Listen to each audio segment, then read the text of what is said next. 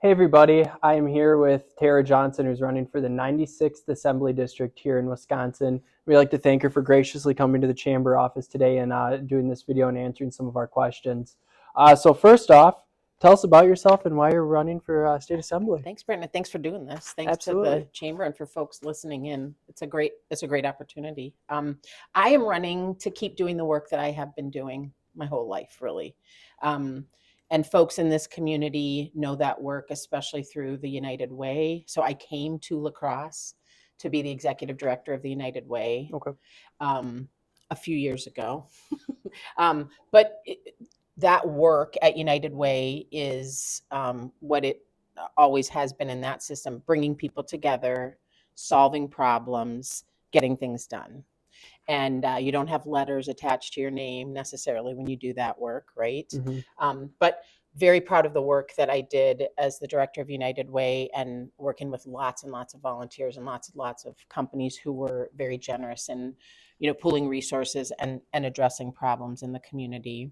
And when I decided to stay home with two little kids, after my United Way career, I ran for county board as a way to stay involved, Okay. right? To stay connected to the community, maybe a little bit of adult interaction that was outside of being home with two little kids. But that work, county board work, was very much, like the United Way work. It's the same thing, solving problems, helping the community, getting work done. Mm-hmm. And so for me, that was very much a continuation. So United Way, county board work. And now we have the opportunity with new maps to, for me, been drawn into a new district and really have the opportunity to continue to do that work, right? To Yep. be a community problem solver. I kind of think of myself as really an all boats rise person, Mm-hmm. lifting everybody up, giving everybody opportunities to fulfill their potential and do good work. And I think that there's a lot of that work that needs to be done in Madison. So United Way, County Board, State Assembly is a continuation of doing the work that I have been doing for a long, long time. Absolutely. And you just mentioned the districts changed. Tell us about the district you're running to represent. Yeah, so the 96th is a beautiful district. It is really a stunningly beautiful district, and um, includes very southwest corner of La Crosse County. So towns of Greenfield, town of Shelby. That's where I live. That's who I've represented on the county board for all those Okay. years. And then the southwest tier of the city of La Crosse. So like Jackson Street South. Okay. Basically, there's a little bit of jiggering around Jackson Street, but that and all of Vernon County. So I don't know how well you know Vernon County. Mm-hmm. Gorgeous, beautiful rural county that is now drawn in with southwest corner of La Crosse County. That's the new, I say the new beautiful 96th 96th. Assembly District, because it is gorgeous. And for me, I was always in the 94th district in the part of Shelby that I live in. It used to Sure. be in the old 94th. So this is a new district for me. It's a new district for a lot of us. And I think a great opportunity to make sure that we are sending someone to Madison who represents our values and has the experience to get stuff done. Absolutely. So what do you think is the biggest issue facing La Crosse area, Vernon County, and the business community? Yeah, I would, I think, I feel like there are workforce issues that continue, and from the lens that I look through, and from business owners that I talk with, and a lot of voters on doors, the tie-in is really, I think, first and foremost around education. So we know that education is super helpful to employers who are trying to find Mm-hmm. workforce and retain workforce, right? And so I think that the state has really neglected public education for the past almost 15 years. And that neglect has left us without the workforce that we need, in part, and has really put us behind the eight ball in terms of how we are preparing the future workforce. And so for me, when I talk about education, it is K-12, it's even pre-K, K-12, but it's also the technical college system, it's the university system, all of which have been neglected and need a lot more, not only attention, but funding. Mm-hmm. And La Crosse is home to amazing higher ed, right? Yes. At Western, UWL, Viterbo, Western has a great presence throughout the 96. There's a really strong campus in Viroqua. Yes. And that work that those institutions of higher learning and all of public education continue to do, even when they've been up against it and cut short shrift on funding, is really phenomenal. And I think especially of the technical college system, which has really been adaptive to Yes. changing needs and response to employers' need for retraining, especially. So I think education is probably the highest priority in terms of how it prepares us for future workforce and current workforce, making sure that they are able to do the work that needs to be done. So education, number one. Secondly, I think there are a lot of issues for the business community around retaining employees as it relates to paid family leave, and affordable housing, affordable childcare. Those are all issues that affect a family's ability to stay and work, right? And so I think that there's some good work being done locally. County and city are doing some good things, but like around childcare and around housing. But I think that there is a lot more opportunity for the state to be a full partner in that work of making sure that housing is affordable, childcare is affordable, and even transportation, right? Those are some vexing issues for families as well, to get to work, to be able to bring in healthcare workers maybe into homes where there's a multi-generational family, and older adults are trying to stay at home, and kind of the sandwich generation is trying to work and make sure that their kids are in good public schools. So I think there's a lot of opportunity for the state to be a better, more full partner in addressing affordable housing, affordable childcare, transportation issues, and to look at ways to make, like I said before, paid family leave and other benefits that especially small businesses are really struggling with being able to provide, as a way. They have great employees, they want to keep them, they want to be able to offer those benefits, and it is really challenging for small businesses to do that. And I think that the state can play a role in helping all employers of any size be able to recruit and retain employees. Absolutely, and that kind of goes into my next question. So the cost of healthcare, housing, and childcare are some of the largest issues facing our local employees and employers. How do you help decrease these everyday costs? Yes, it's almost like I knew you were going to ask me that question. Sorry about that. But I mean, I think the issue is being a full partner, right? And not shying away from that. And making sure that not only where it's appropriate to put funding into that, I definitely believe that the surplus that the state has and has built up over time, that those funds are appropriately used to incent businesses, to incent projects like, I'm thinking about the child care initiative that the county has been fully invested in here in La Crosse County, for the state to maybe provide incentive dollars or partner with either with employers or with local units of government to accomplish that. So it's using monies that are available wisely to help leverage other dollars and get some of those transportation, childcare, and housing issues addressed. But it's also clearing the path, right? Like there are, I think there are a lot of barriers and a lot of hoops to jump through for housing projects. So I'm thinking about in Viroqua, the city is doing a really incredible, very cool multi-use development project there, and there are several housing units, like I think 60 or 70 housing units, but then they're also dedicating ground floor space to a childcare center. Wow. and they are looking to partner with a childcare provider, offering them some very reduced rent as part of the city's contribution to that. Okay. A lot of hoops to get through, Yeah. right? Like a lot of work, a lot of paperwork, a lot of barriers that I hear about in projects like that. So I think there's another role for the state to play, is to make sure that they are making it as easy as possible.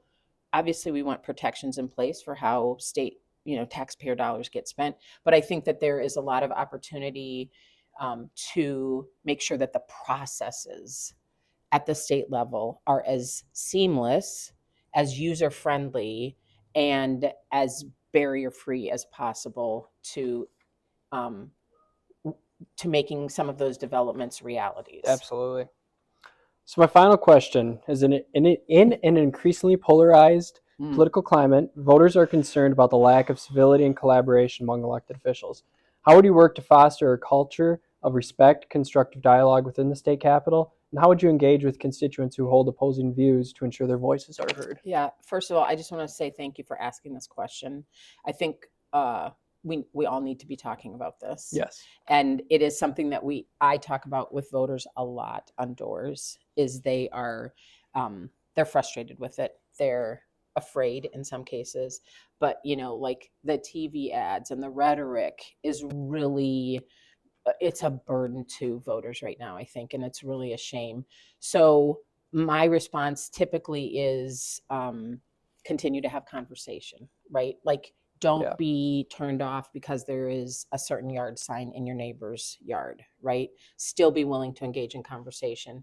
And for me personally, and my history that I kind of started with, the work that I have always done and the stuff that I have gotten done has always been in a nonpartisan frame, right? Yeah. United Way, nonpartisan. County Board, nonpartisan.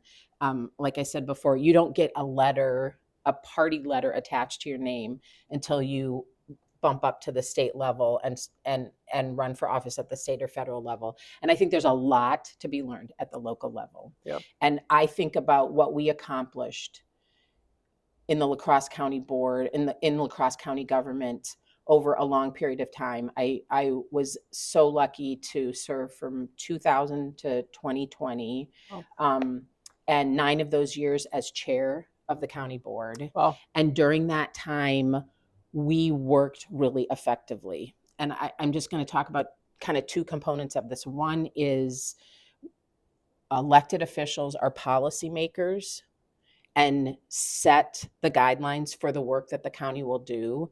And then paid professional, really highly trained, skilled individuals do the day-to-day interpretation of that and make it happen. And I think that partnership is a really important, effective way to do things. And I think that there's a lot to learn. I know that the city of La Crosse, for example, the council is taking up a city manager question. And I think that La Crosse County is a really great model of how that can work effectively.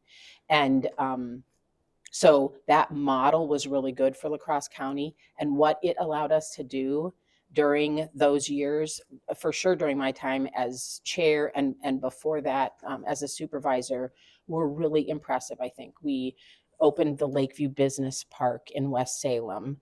That was county farmland, basically. And there were initially, within the first couple of years, over 200 new jobs that were housed in the Lakeview Business Park. That was a great boost to the economy. Yeah. It was things like the sale of methane from the La Crosse County landfill, which, by the way, is a green landfill, which is a really great standard, I think, in terms of environment and conservation and protecting air and water. So we sell the methane from that fumes off of the landfill to Gunderson Health System. Wow. And it's piped over to them and they use it for their energy system. And so their heat and cooling is powered by the methane from the La Crosse County landfill. Really innovative, very effective, but a partnership that is really valuable to not only Gunderson, but to the county, right? Yeah, yeah. And so there's another example of how La Crosse County has been very effective and efficient in how we do things. Last one I would mention is Bell Square and the county admin building and what is now the hub. We used to be the old admin center. And there are probably enough people, there'll be lots of people who are listening who remember this from, a handful of years ago, but maybe some new folks who aren't as familiar with it. The county was in our old admin center, had asbestos issues. It would have been very costly for us to abate those issues. We sold it to local developers, Stizzo Development, Marvin Wanders, and Paul Borsheim, and they were able to remediate and deal with that asbestos issue in a much more effective, cost-effective way. County moved our offices over to what was the Associated Bank building, a better footprint for us, more efficient in terms of the layout of the building. And Associated Bank went over to Bell Square as the anchor tenant when Don Weber built Bell Square. And that, as everybody knows, hopefully is 90 some units of housing. Yeah. All of that commercial space on the first floor that was really, and underground parking, right? Mm-hmm. That is a model and for how you negotiate and develop downtown property in a really effective and efficient way. And it spurred a lot of other development in the city of La Crosse, right? Yeah. And the process that we used was a lot of civic engagement and stakeholder groups saying, what should this look like? It was a parking lot. It was a surface parking lot that the county owned, 0 tax dollars. Right? That's what it used to be. And Bell Square now is, I don't know, 100 million in development that is generating revenue for the city and the county in terms of tax base. Just a radical transformation of a square block in the middle of a city that is, now there's a lot more development, right? Yeah. And that's the kind of work that good government can do. And to me, it's a perfect example of how that partnership between local elected officials who are setting the policy and professional staff who are trained and know how to implement that policy can get things done. And it was all done in a nonpartisan way. Mm-hmm. Again, there are no letters after anybody's name on the county board. And there, at the time I was on the county board, we were 30, 31, 35 supervisors. We got stuff done, right? Yeah. And that is really the message that I want to give, is to remind folks that that's the work that I have been doing my whole career, and is the potential, the prospective work that every unit of government can do if they work hard at it. It does not have to be the partisan divide. It does not have to be the just, mudslinging and name calling and fault finding. That it is possible to get work done, and that is the experience that I bring to this office and the work that I will continue doing if I am lucky enough to get elected and go to Madison. Well, thank you very much for that. And thank you for coming to the La Crosse Chamber today. I'll pass it back to you if you have any closing statements or anything you want to say to our members. Yeah, this is the time when candidates and incumbents are like, you say everything that you can say in the last 30 seconds. But I really appreciate the questions. I feel like I, have talked about that history, that track record. I hope that folks know who I am. I hope that they are reminded of the things that county government accomplished, especially, the landfill issues, the selling of methane, the Lakeview Business Park, Bell Square. We were able to do a lot of work really effectively in this county. And I am really proud of that work. It was good work. And I think that I hope that example is a reminder to folks that things can be done. There is good work to be done at all levels of government. And that is what I will do if elected, and when I get to Madison, is working with everyone and accomplishing things like that. I feel like that's my track record. getting things done, and I want to keep doing that and do it for the beautiful 96th. It is such a beautiful district. Yes, so I appreciate the opportunity to talk about these things, and I look forward to getting to work in Madison. Absolutely, Tara. Thank you for coming to the La Crosse Chamber and Sure. answering some of our questions. Thanks for the invite. Thank you.